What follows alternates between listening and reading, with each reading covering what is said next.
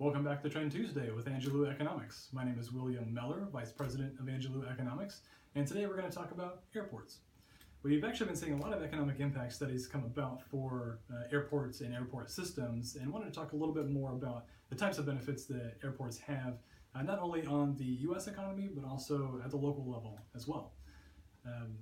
Whether you're a large metropolitan region with a major international airport or a small rural community with a regional general aviation airport, the fact remains that airports have a significant impact on your community. To some degree, we actually take airports for granted. You can think about it this way: what would happen to New York or Chicago or Los Angeles if all of a sudden the airports went away? It's impossible to know the scope of impacts that would actually have on those economies. But we can put some numbers to it. In 2012, the Federal Aviation Administration commissioned a study, and that's actually the most recent year that they've done the study. They found that air carriers transported 837 million people.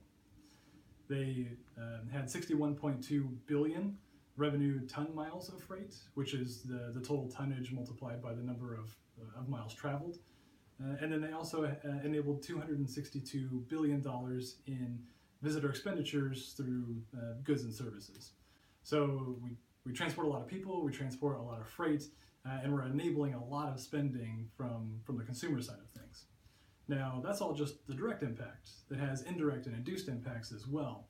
And what the study finds is that $1.5 trillion is attributable to civilian airports in the United States, which makes up 5.4% over our entire US GDP. And 11.8 million jobs are associated with that impact, are associated with civilian air travel. Now, those are impressive numbers. They're great. Aviation is obviously a driver of the U.S. economy, but there are benefits that can't be quantified, namely the ability to attract and retain industry. And this goes the same for large regions versus small regions, but airports enable regions to be able to attract capital investment and be able to retain that capital investment just from having an airport that enables the distribution of goods, services, people, what have you.